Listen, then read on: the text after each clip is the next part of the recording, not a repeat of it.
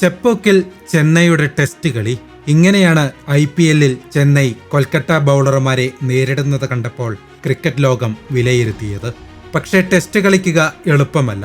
20 ഓവറല്ല 200 ഓവറുകൾ ക്രീസിൽ പിടിച്ചു നിൽക്കണം. 100 അല്ല 500 റൺസെങ്കിലും നേടിയെടുക്കണം.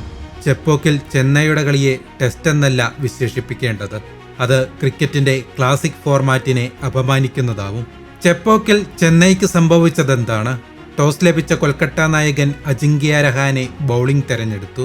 എത്ര വലിയ സ്കോറും പിന്തുടരാൻ കഴിയുന്ന ബാറ്റിംഗ് നിരയുണ്ടെന്നായിരുന്നു രഹാനെയുടെ ആത്മവിശ്വാസം.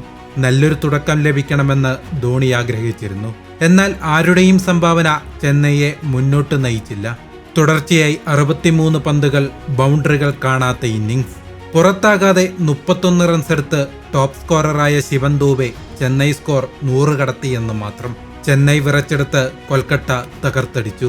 10 ഓവറിൽ അജിങ്ക്യ രഹാനെയുടെ സംഘം ലക്ഷ്യത്തിലെത്തി. ചില രാത്രികൾ നമ്മുടേതാവില്ല എന്നായിരുന്നു തോൽവിയോട് ധോണിയുടെ പ്രതികരണം. ഡ്വെയ്ൻ ബ്രാവോയ്ക്കും മൊയീൻ അലിക്കും തനിക്കും ചെപ്പോക്കിനെ നന്നായി അറിയാമെന്ന് അജിങ്ക്യ രഹാനെ. തോറ്റാലും ചെന്നൈയെ പിന്തുണയ്ക്കുമെന്നും ഇപ്പോഴും പ്ലേ ഓഫ് പ്രതീക്ഷകളുണ്ടെന്നും ആരാധകരിൽ ഒരാൾ പറഞ്ഞു. I am a CSK supporter. I have come here to support my team. Though it is losing, I will still remain as a CSK supporter. Mathematically, we still have chance to get into the playoff, and I would believe that we will get into the playoff. തോൽവി ഭാരത്തോടെ ചെപ്പോക്ക് വിട്ട ആരാധകർക്ക് ഇനി ഇതാണ് പ്രതീക്ഷ. മഹേന്ദ്ര സിംഗ് ധോണിയുടെ കീഴിൽ പഴയ Chennai super Kings തിരിച്ചു വരുമെന്നത് തന്നെ.